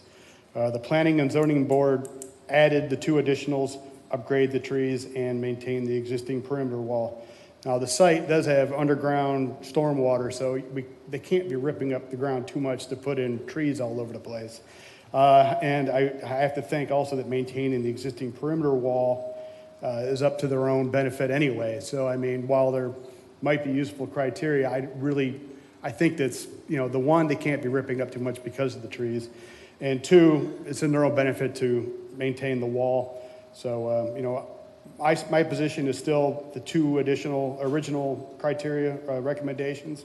And if you want to apply the planning boards, that's up to you guys. So we recommend approval. Thank you. We have some questions, I'm sure. Senior Planner Baker, thank you for that. Is it your testimony that three criteria that you stated, just for clarity, those Yes. three criteria, it is your, okay, very good. Are there questions by the commission? I'm wondering if we should consider the impact of this on the money and effort spent to revitalize the US 1 corridor. If I'm not mistaken, this property has sort of been a revolving door for businesses for the last few years. And so it seems a little bit to me counterproductive to spend money trying to make it a nicer corridor and then add a business that we know does not support that ambiance. Well, as we know, most of the new car dealerships have moved out to State Road 44, and it seems to be kind of a used car area really over there right now. And why do they've done used cars in that spot before. It's not a new concept there. I know there's a lot of the other buildings along US 1. I think of the little mom and pop just buildings that are popping up as car places. And in those instances, I could see where the recommendation might be not so positive. But in this instance, the bays are all there for auto repair. The windows, the windows. This place was developed as a car dealership. So in this instance, I support it. Do we know if it's already a brownfield? I do not know if it's a brownfield. I haven't heard anything of that regard. Any other questions, Commissioner Martin? Yes. Commissioner McGurk. Your turn. Thank you, Mayor. So, Jake, you know how I feel about US 1. So this property in particular used to be a Ford dealership. Yes. Actually, this specific part of the larger parcel has not been utilized for many years. Some basic questions. Are the people who own the property the ones putting in the business? They initially had an applicant from out of town in Texas, and then the actual owners of the properties are the one that are behind it right now to do it. Okay. So there's been a switch. So at midstream. one point, we authorized that for some boat storage and some other stuff similar to what we're discussing. Nothing ever came of it. Yeah, this is what has frustrated me is the property looks lousy, and it has looked lousy for years. So the people who want a special exception are the same people who have allowed the property to look in disrepair for many years. I'm not going to deny them this special exception because there's only two things worse than what this could be. One is it sits vacant. Well, that's the second worst. The first worst is at one of these motels, which are simply crime incubators, drug and prostitute infested messes, which is really what the CRA needs to focus on to revitalize and get these motels out of there. A used car lot can be a fine use. The problem is most of the people who put them in are underfunded, lack any kind of real business experience in what they're doing, and then the property is left, pretty poor, kept pretty poor. So I guess my question to you, Jake, as a planner, is what in this special exception can we put in so that encourages them or helps the people maintain the property in a way that is beneficial to the community, the neighborhood? I understand that they have underground exfiltration and it used to be a car lot. There's a lot of concrete. So there's not a lot of places to put like big oak trees in or anything like that. But whatever landscaping you have them put in, especially up front. They do have. Go ahead. No, go ahead. I said they do have a hedge across the front, which they've actually trimmed down fairly recently, and there's a couple magnolias across the front. And looking at it in comparison to some of the other ones, it's actually Well, the hedge, the Almost hedge, better is, looking. the hedge is sparse. I don't think I'm not sure if there's irrigation. If there's irrigation, it hasn't been maintained, and the hedge was more weeds than it was, more weeds than it was hedge for a long period of time. So, again, my question to you is, do we have any way to hold them to any kind of... One of the things with a special exception is the city commission could apply criteria that they feel is appropriate for this type of site. And I do believe we have some applicants here representing this property. So other than requiring irrigation and maintaining the shrubs, I don't know how much we could get into besides dealing with an existing lot that's there. Is there a time limit on the special exception for them to actually put it in place? You could put in, say, you must upgrade the landscaping in the first 3 months or 6 months. Or What about the special exception at the beginning? We approve the special exception you and could do it sits as idle. a year or 2 years if you choose. Okay, thank you. Mayor, no more questions at this time. Okay, very good. Any other commissioner with a question before we hear the I think he's applicant? covered Yep. it all. Vice Mayor, go ahead. I think Jason's covered Okay. pretty much all of my concerns. Excellent. Anybody else? Okay. Mr. Baker, thank you very much. With the applicant, is the applicant in the room would like to speak either or ask questions of Mr. Baker or make a presentation? The floor is yours, sir. Name and address for the record. Thank you. I'm Carl Wentz, 1275 West Granada Boulevard, Ormond Beach, Florida. I'm here as a representative of the applicant. Unfortunately, they were drawn to California for an emergency, and so I'm here to answer any questions you have. I'm also the real estate broker for the applicant, and I can make some comments on some of the issues that have come up. Some of the previous tenants that you said have been a revolving door through there, those tenants were required to maintain the property per their agreement with the owners of the property. They did not do that. The owners have recently taken back possession of the property, and you'll see that they've already made some landscape improvements. They've trimmed down the hedges, they've trimmed the trees, they've fixed the irrigation. They are motivated to make the property look nice, and it already does look a lot nicer. So moving forward, that is going to be taken care of. The previous applicant for the special exception is an outfit out of Texas. They had the property under contract. They have some additional capital requirements, so we're modifying that into a potential long-term lease with an option to purchase. And so in that regard, that particular user will be a short-term tenant and a long-term owner. Very good. Are there any questions from the commission to the applicant's representative, Mr. Lintz? Vice Mayor. As Jason indicated, is there a time frame in which they're going to actually, would they be opposed to putting a time limit on the special application? Say if we said this was the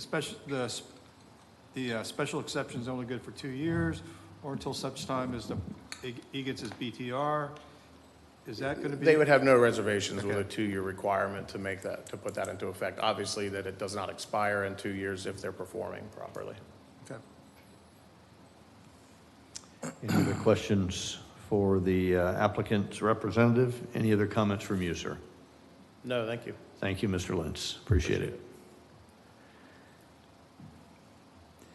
The commission will now listen to members from the public. Does any member of the public wish to testify in favor or opposition to special exception SE-3-23? Are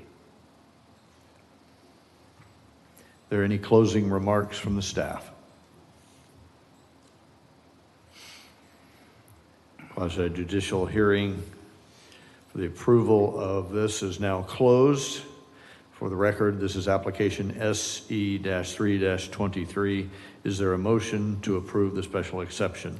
I'll make a motion to approve special exception application number SE-3-23, including staff's criteria, the two that they've mentioned, that the landscaping be maintained in perpetuity, and that they have, that it only lasts for 2 years until they get their either BTR or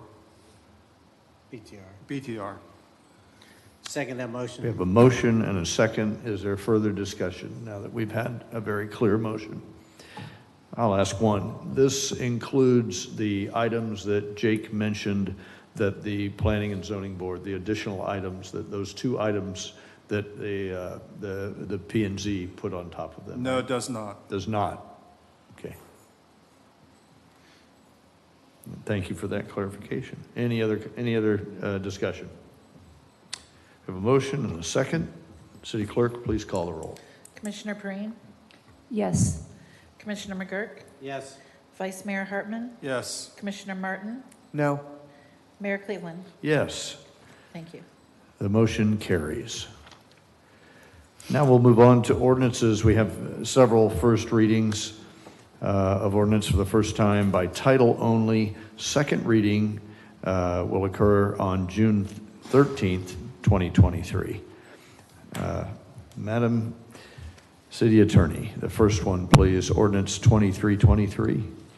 Ordinance number 2323, an ordinance of the City of New Smyrna Beach amending the Code of Ordinances, amending Chapter 78, Traffic and Vehicles to provide for towing, immobilization, and enhanced fines and penalties, providing for codification, providing for public hearing, providing for conflicting ordinances, providing for severability, and providing an effective date. Second reading and public hearing will be June 13th, 2023, and I believe we have some parking enforcement staff here to answer any questions. Is there any discussion by the commission? Any questions on this ordinance? I'm assuming everybody's read it.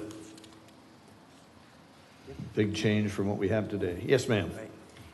Just an issue. Jack, thank you so much for doing this. This is not the sole intent of these changes, but while we're at it, could we add a no heavy truck route on Pine Street from 2nd all the way to Condon? That would be, first of all, Mr. Mayor and Commission, that would be a traffic question, which I think we could turn to the chief on that. They say it's sort of like while it's open, you know? I can handle the parking, but as far as when we're going to the traffic and truck routes, that's going to be out of my jurisdiction. Got it. Any other questions? For clarity, Carrie, we're going to vote next time? We'll vote next time, and if you all have checked your email, there were some minor scrivener's errors that I sent out to the commission, which will be published at the second reading. Very good. Any other questions for Mr. Parking Enforcement? Thank you, Jack. Appreciate you coming. And now we'll move on to item 10B, C, and D. These are a package of ordinances number 2423, 2523, and 2623, referring to annexation.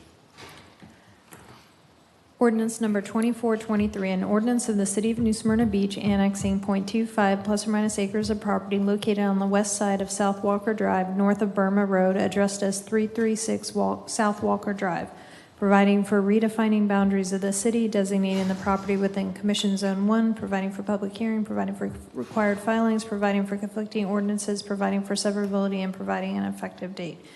Second reading and public hearing will be June 13, 2023. Ordinance number 2523, an ordinance of the City of New Smyrna Beach amending the comprehensive plan, changing the future land use designation of .25 plus or minus acres of land located on the west side of South Walker Drive, north of Burma Road, addressed as 336 South Walker Drive, from Volusia County urban medium intensity to city medium density residential, providing for amendment of the associated comprehensive plan maps to show the area incorporated into the city, providing for public hearing, providing for conflicting ordinances, and providing an effective date. Second reading and public hearing will be June 13th, 2023. Ordinance number 2623. An ordinance of the City of New Smyrna Beach rezoning .25 plus or minus acres of property located on the west side of South Walker Drive, north of Burma Road, addressed as 336 South Walker Drive, from Volusia County R4A urban single-family residential airport overlay to city R2A single-family residential airport overlay zoning district, providing for conflicting ordinances, providing for severability, and providing an effective date. Second reading and public hearing will be June 13th, 2023. Thank you, ma'am. Appreciate that. Any comments or questions on those three ordinances? We'll move on then to the second batch, which is a similar trio of ordinances pertaining to acreage located at 3010 Trimble Bay Road. Ordinance number 2723, 2823, and 2923. Madam City Attorney, please read the ordinances. Ordinance number 2723, an ordinance of the City of New Smyrna Beach annexing .37 plus or minus acres of property located on the south side of Trimble Bay Road, east of Shadow Pines Drive, addressed as 3010 Trimble Bay Road, providing for redefining boundaries of the city, designating the property within Commission Zone 3, providing for public hearing, providing for required filings, providing for conflicting ordinances, providing for severability, and providing an effective date. Second reading and public hearing will be June 13th, 2023.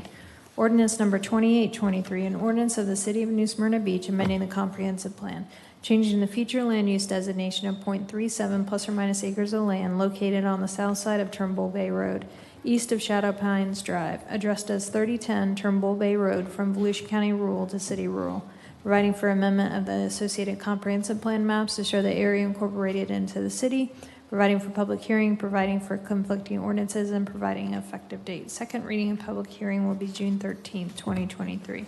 Ordinance number 2923, an ordinance of the City of New Smyrna Beach rezoning .37 plus or minus acres of property located on the south side of Trimble Bay Road, east side of Shadow Pines Drive, addressed as 3010 Trimble Bay Road, from Volusia County A3A Transitional Agriculture Airport Overlay to City A3A Transitional Agriculture Airport Overlay Zoning District, providing for conflicting ordinances, providing for severability, and providing an effective date. Second reading and public hearing will be June 13th, 2023. Any questions or comments on these trio of ordinances? Seeing none, we'll move on to items 10H, I, and J, ordinances number 3023, 3123, and 3223 regarding 1929 Pioneer Trail. Ordinance number 3023, an ordinance of the City of New Smyrna Beach annexing .33 plus or minus acres of property located on the east side of Pioneer Trail between Sunny Lane and Parker Drive, addressed as 1929 Pioneer Trail, providing for redefining boundaries of the city, designating the property within Commission Zone 1, providing for public hearing, providing for required filings, providing for conflicting ordinances, providing for severability, and providing an effective date. Second reading and public hearing will be June 13th, 2023. Ordinance number 3123, an ordinance of the City of New Smyrna Beach amending the comprehensive plan, changing the future land use designation of .33 plus or minus acres of land located on the east side of Pioneer Trail between Sunny Lane and Parker Drive, addressed as 1929 Pioneer Trail, from Volusia County urban medium intensity to city medium density residential, providing for amendment of the associated comprehensive plan maps to show the area incorporated into the city, providing for public hearing, providing for conflicting ordinances, and providing an effective date. Second reading and public hearing will be June 13th, 2023. Ordinance number 3223, an ordinance of the City of New Smyrna Beach rezoning .33 plus or minus acres of property located on the east side of Pioneer Trail between Sunny Lane and Parker Drive, addressed as 1929 Pioneer Trail, from Volusia County R4A Urban Single Family Residential Airport Overlay to City R2A Single Family Residential Airport Overlay Zoning District, providing for conflicting ordinances, providing for severability, and providing an effective date. Second reading and public hearing will be June 13th, 2023. Thank you, ma'am. Appreciate that. Moving on, any questions or comments on that trio of ordinances regarding 1929 Pioneer Trail? None. Seeing none, we'll move on. Senior Planner Baker, thank you for staying. Appreciate that, Bob. Let's go on to item 10K, ordinance number XX23, first reading on this ordinance regarding solid waste. Nope. Okay. We're not going to do that. Okay. We'll move on to item 11, boards and commissions. We have none. And so now we'll conclude with commissioners' reports. Commissioner Martin. Okay. I was so happy to celebrate Employee Appreciation Day. The city needs each and every one of our fabulous employees to operate, and I'm so grateful for their service. And we had fun.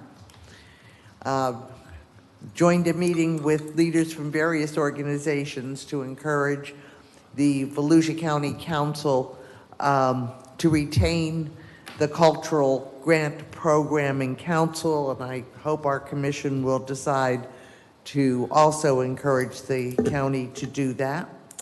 Was honored to attend a Boy Scout dinner celebrating Senator Tom Wrights and giving him their Golden Eagle Award. Then got to attend the swearing-in ceremony for 4 new police department recruits, experienced officers who have chosen to join the New Smyrna family. We got updated on Advent Hospital plans. Now had a great time at the Chamber Tea with Mayor Cleveland and Mayor Depew serving the guests. Thank you. Yes, ma'am. And finished the week with the great NSB Jazz Festival. So it's been a busy and very fun couple of weeks. It was. Thank you very much. Appreciate that. Commissioner McGurk. Thank you, Mayor. First, I want to say, Commissioner Martin, voting no on the US 1, my heart was there with you. But I like to try to give everybody a chance. I get everything you said. I agree with you 100%. So I didn't want you to think you were really alone on that vote. I was there in heart, but anyway. I see Bob just left. You know, Bob's one of the people I really wanted to thank for all that time he spent on the historic issue. You know, staff really gets the dirty end of that stick so many times. And if there's one thing that I learned from it, and certainly a takeaway I think for the 5 of us up here, is as well intended as something can be, the sheer amount of time and resources that went into that specific issue to really go nowhere by the people most affected by it never supported it. I don't want to beat this thing, but I'm looking at staff and I'm looking at what they had to put into it. Carrie, Khalid, Ron, Bob, and others. Let's just keep that in mind before we move things.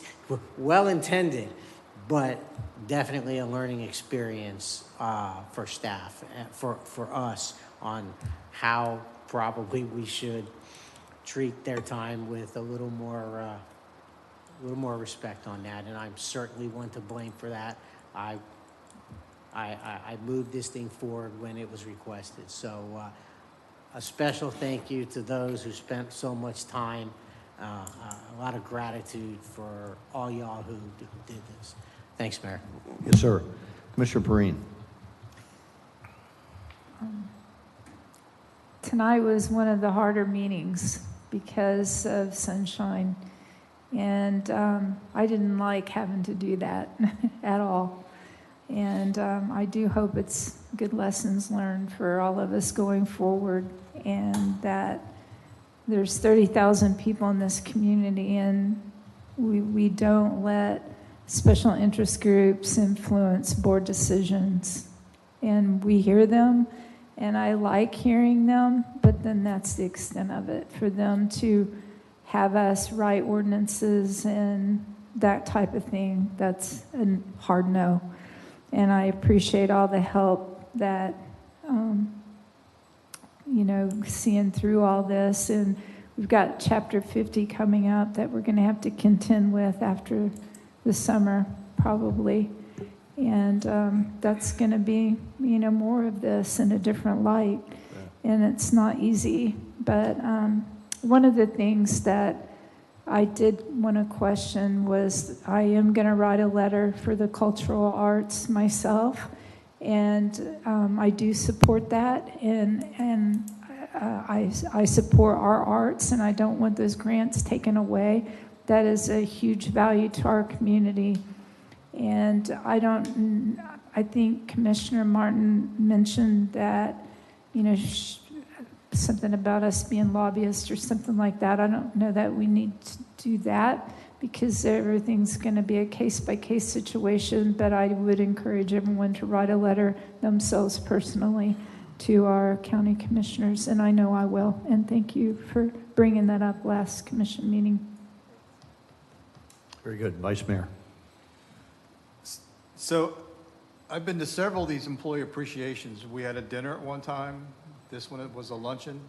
I like this format much better than I do the dinner one. I think it puts the employees at their comfort level, I think, more so than the formal dinner setting did. So I certainly do appreciate all staff's efforts on that. I think it was well received and it was also well attended. So please thank Heather for all of her hard work on that. I also want to give a shout out to the New Smyrna Beach girls volleyball team. They've won their 3rd consecutive volleyball tournament. So it's a great accomplishment for those groups of girls. I know half of them are seniors this year, so they'll be moving on. Kind of follow up with the employee appreciation. We used to do adopt a park appreciation luncheons for those people who adopt our parks. Those individuals are spending a lot of time in the parks picking up trash and notifying staff if there are issues with maintenance or something like that. And, you know, they involve a lot of their man hours that we're not paying for or not spending with our personnel. So I would kind of like if we could get back to some form, whether it's a formal recognition here from the dais or, you know, just something that we recognize those individuals who are out there contributing to the community all the time and supporting us and supporting staff. I'm a little disappointed about the exposure report that won't be able to be there. I understand there are issues and concerns. If the only concern is the moratorium, I'm not so sure that there are people out there chomping at the bit waiting for the moratorium to expire to get a plan in the process that we certainly couldn't have all have attended. With that, I hope to see you all on Monday. Those are one of the highlight days of being in the position that we're in, so I look forward to that and certainly to the mayor's comments. Thank you, sir. I appreciate that. And so while we're on that, what he's speaking about for all of you viewing at home and all of you in the room, the Memorial Day Remembrance will be at 11 o'clock right behind on the patio of the Brannon Center, facing the water. So if you can make it down there to listen to our guest speakers, we'll have retired Admiral Moss speaking, Senator Wright will be there, and Representative Corey Mills will be there as our guests of honor to pay tribute to those who gave the ultimate sacrifice. So Memorial Day Remembrance, 11 o'clock, right behind the Brannon Center. So speaking of the Brannon Center, City Manager, my remarks are often too harsh, and I really want to compliment you and the staff for soldiering on through navigating difficult waters, certainly optics and fact and law, and the interaction between the legal team and the planning team. All those things came together, and I'm grateful for that. So thank you for orchestrating the whole thing. The planning, for sure. The execution, I do admire those that will stand in the breach despite the bombardment of one thing or another. So my hat's off to your group for doing that. Do we have improvement? Absolutely, as you said, and we will continue to do that. Had the opportunity to meet with Bliss Jameson from Southeast Volusia Manufacturing and Technology Coalition, along with Director Edwards, and talk about what that organization's doing for our town in conjunction with Southeast Volusia. Beautiful videos, wonderful story, and as soon as I started asking what the numbers were, there was a falter, and their goal, or not their goal, but their minimum is one new business in New Smyrna a year, which I basically lost my breath under. That's not going to get us to the next place we need to go in resurgence of financial prosperity. So I've encouraged Director Edwards, along with the city manager and Ms. Jameson, to up their ante, and they guarantee me that that was a floor, not a ceiling, and they will do their very best. I hope that works out and it actually comes to fruition. The proof is in the pudding. If we don't get more businesses that are businesses that we want here in New Smyrna, those that share our values, then the residents will continue to own the majority of the tax paying and will drive out many people because of the tax increases. We have an opportunity this Thursday to host the League of Cities at the Brannan Center. It's Thursday evening. We'll all be there. It's their annual awards ceremony, and I look forward to seeing all of us there. It's one of the few opportunities we get to be social as a group, and we'll be able to show our city off to the other city elected officials and city managers. I can't emphasize enough how awesome the first annual Employee Appreciation Day was. Keying off of the Vice Mayor's comments, wow, what an event. Something for everyone there. Over 250 folks showed up out of a 300-member staff. That's a huge testament, Khalid, to the morale, to how people feel about your leadership, to how the city is doing, and I just couldn't be more proud of Director Heather Kidd for pulling that off and putting the team together to do that. It was a fantastic event. Thank you for including the commission. We had a good time when we were there. Really enjoyed the swearing in of the 4 police officers who were formerly of other police or law enforcement organizations, as Commissioner Martin stated. Our force is now full to the stated number, or will soon be full, and we're excited about what safety and security and public safety that brings to our city. I certainly agree. I did not know we had sponsors of parks and we'd had recognition. So, Vice Mayor, if that's something that the city manager will pick up, we would enjoy the opportunity to celebrate those people who have stepped forward with their time, their talent, and their treasure to make our parks amazing like they are. Lastly, hats off and salute to Mark Monison, the musical ambassador for New Smyrna, for putting on the Jazz Festival for its 21st year. Fantastic event, wonderful venues, and amazing music. This town owes him a debt of gratitude. He's an amazing force from our musical perspective. We are an arts and music forward town. And now on to the reports by the staff. Madam City Clerk, welcome back from your vacation. And have you got a report for us? 2 short things. First, I was asked why the power of special interest is diffused under our form of government. So I wanted to take a moment real quick just to explain. It's simply because the involvement of the entire governing body ensures a more balanced approach to community decision-making so that all interests can be expressed and heard at the same time. That's all. And the second thing is the city clerk's webpage was updated last week with the 24 election information, and so it's on there. Candidates, if they're interested, have to submit 3 forms to our office. Those are the statement of candidate, appointment of campaign treasurer, and acknowledgement of electronic filing. We have those paper form at our office as well as online. As soon as we get those, we send them to the supervisor of elections, and they go ahead and update their website. So that's all I have. Okay, thank you so much. Madam City Attorney, your report, ma'am. Yes, while we were during the meeting, I realized I neglected to tell you 2 other revisions in the parking ordinance. One was a missed strike through on the $35 fine, but the other one was to add a specifically listed fine for parking in a fire lane, also a $30 violation. That's it. Okay, thank you very much. City Manager, your closing remarks, sir. I forgot to mention one thing. I was looking at my calendar for tomorrow.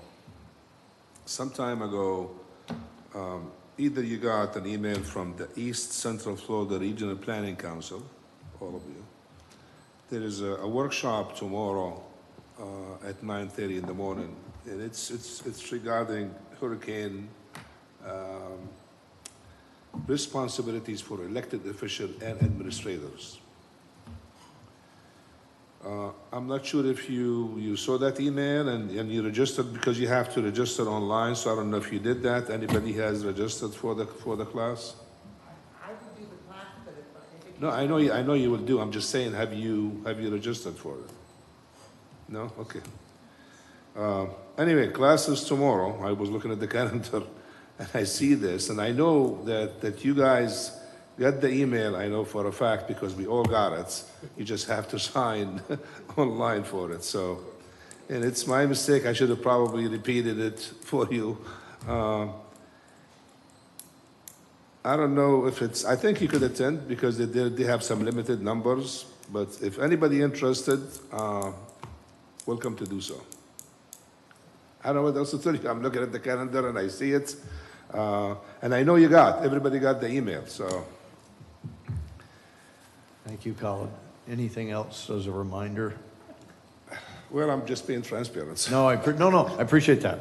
And you've driven the point that we all five of us have not seen whatever it is that's on See, there. I just don't know sometimes if you already have looked at it, and because you had, I think at the time you have to do the registration online, like, with the system. I'm happy for But I will reminders. make sure that the next time, at least to remind you. Very good. Any by the ways? One more to the Assistant City Manager. Ron, thank you for leading the way on that particular effort with the at the Brandon Center the other day. That was particularly demanding, and I admired your poise and your composure throughout that. One more. Could we? Would it be appropriate to get an update at a certain point before the end of the parking task force, some kind of midterm review of how they're doing? I'm a little concerned about where they are, what they're doing, where they're going. Maybe staff would bring that forward. How about if we bring you a report on the 20, whatever the second meeting in June? Very good. Anything else? Thank you for your time. We're adjourned.